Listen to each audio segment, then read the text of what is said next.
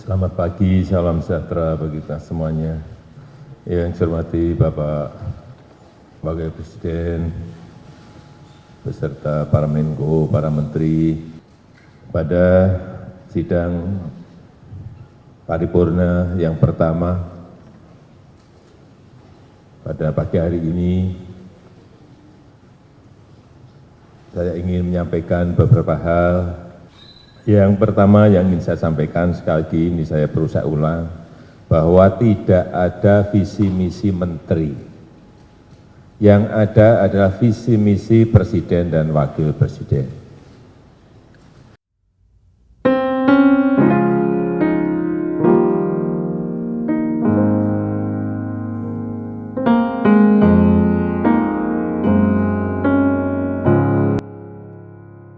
Halo, selamat datang lagi di channel Genta Perubahan.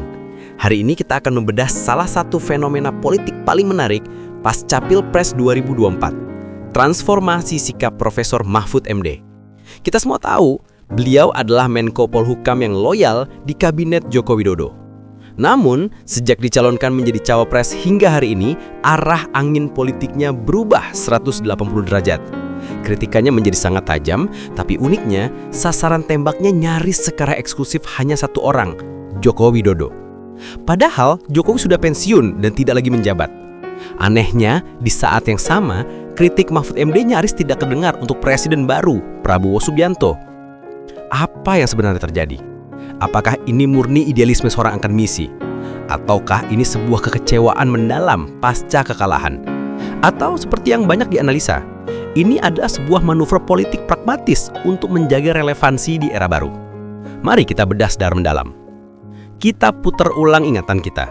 Selama menjabat sebagai Menko Polhukam, Profesor Mahfud adalah bagian integral dari pemerintahan Jokowi. Beliau adalah eksekutor, penjaga gawang hukum dan politik, dan berada di garis depan membela kebijakan presiden. Pada fase ini, loyalitas Mahfud kepada Presiden Jokowi tidak diragukan lagi, dan ia menikmati posisi sentral dalam kekuasaan. Isu yang kini ia kritik sebenarnya berada di bawah pengetahuannya, bahkan dalam lingkup koordinasinya, seperti efektivitas Satgas BLBI, penanganan korupsi, dan proyek strategis nasional lainnya. Titik balik Mahfud berubah arah pertama terjadi saat debat Cawapres Januari 2024. Di panggung debat, Mahfud secara terbuka menyerang proyek food estate, sebuah proyek strategis nasional era Jokowi yang disebutnya gagal dan merusak lingkungan. Ia juga mengkritik efektivitas penyaluran bansos. Disinilah inkonsistensi pertama dan paling mencolok terlihat. Pertanyaannya sederhana, jika food estate dianggap gagal dan merusak, mengapa kritik ini baru muncul di panggung debat? Sebagai Menko Polhukam, Profesor Mahfud memiliki puluhan kesempatan di sidang kabinet atau rapat terbatas untuk menyampaikan data dan kritik itu langsung kepada Presiden Jokowi. Kritik yang dilontarkan di panggung debat jelas bermotif elektoral, bukan konstruktif. Ini adalah upaya oportunis untuk menarik suara oposisi, meskipun ia sendiri masih digaji sebagai menteri di pemerintahan yang ia kritik. Setelah hasil Pilpres menunjukkan kekalahan telak, serangan Mahfud tidak lagi bersifat implisit. Serangannya menjadi frontal, personal, dan fundamental, dan semuanya diarahkan ke Jokowi. Pertama, ia mulai spill atau membocorkan bahwa Jokowi berubah sikap sejak April 2022 terkait isu 3 periode. Ini adalah narasi yang dibangun untuk membenarkan sikap kritisnya. Seolah-olah ia ingin berkata, bukan saya yang tidak loyal, tapi Jokowi yang berubah. Lagi-lagi, ini memunculkan pertanyaan logis. Jika Mahfud merasa Jokowi telah melanggar prinsip sejak 2022, mengapa ia tetap bertahan sebagai Menko Polhukam selama hampir 2 tahun setelah itu? Mengapa ia tidak mundur saat itu juga sebagai bentuk protes moral? Ini adalah standar ganda yang sulit diabaikan. Puncaknya adalah saat ia memberi ucapan selamat ulang tahun ke Prabowo. Sambil menyelamati, ia menitipkan beban berat yang ia sebut sebagai warisan dari era Jokowi. Kemiskinan, hutang negara, korupsi, dan mafia. Ini adalah manuver cuci tangan yang paling sempurna. Mari kita ingat sekali lagi, jabatan Profesor Mahfud MD adalah Menteri Koordinator Politik, Hukum, dan Keamanan. Ia membawahi Kejaksaan Agung, Kepolisian, Kemenkumham. Ia adalah Ketua Kompolnas. Pemberantasan korupsi dan mafia adalah tugas utama beliau.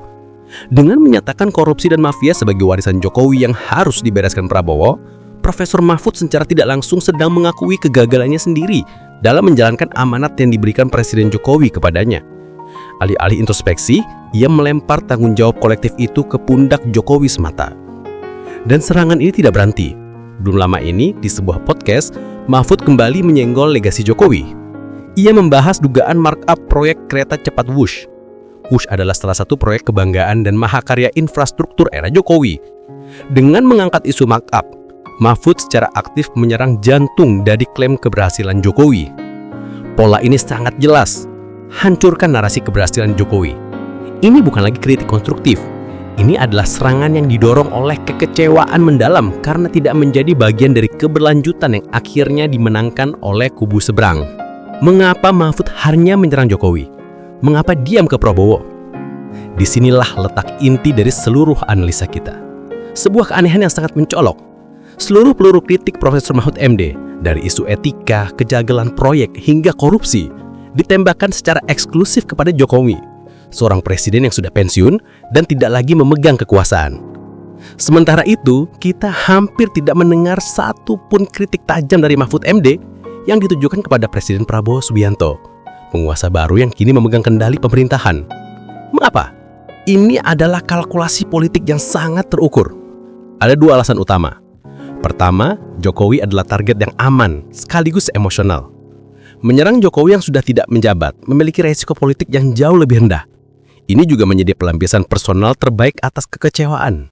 Mahfud jelas merasa ditinggalkan dalam kontestasi politik terakhir, di mana Jokowi, mantan atasannya, justru memberikan restu penuh kepada Prabowo Gibran.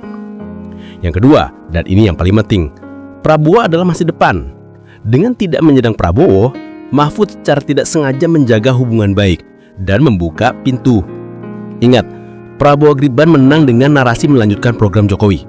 Cara paling efektif untuk mendelegitimasi pemerintahan baru adalah dengan menghancurkan klaim keberhasilan warisan Jokowi. Inilah yang sedang dilakukan Mahfud. Jadi, apakah kritik bertubi-tubi Mahfud ke Jokowi ini adalah strategi agar ia ditarik oleh Prabowo menjadi menteri, jaksa agung, atau pimpinan menerimanya? Sangat mungkin. Sikap Mahfud yang hanya menyerang Jokowi namun diam terhadap Prabowo dapat diartikan sebagai sebuah sinyal politik yang sangat jelas. Ini adalah strategi dua kaki. Kaki pertama, ia memposisikan diri sebagai figur kritis dan bersih dengan membongkar borok warisan Jokowi. Yang ironisnya, ia adalah bagian dari warisan itu. Kaki kedua, ia secara implisit mengirim pesan kepada Presiden Prabowo sambil, masalah saya hanya dengan Jokowi, bukan dengan Anda. Saya seorang profesional hukum yang kritis dan masih sangat bisa Anda manfaatkan untuk membersihkan sisa-sisa masalah dari era sebelumnya. Pada akhirnya, apa yang kita saksikan bukannya kritik seorang negarawan yang konsisten dari dalam hingga luar pemerintahan.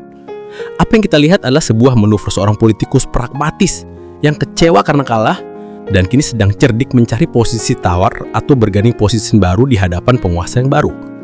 Ia berusaha tetap relevan dengan cara menyerang arsitek pemerintahan lama sambil berharap pemilik pemerintahan baru melihatnya sebagai aset yang potensial. Bagaimana menurut Anda? Apakah ini murni idealisme atau sebuah strategi politik tingkat tinggi?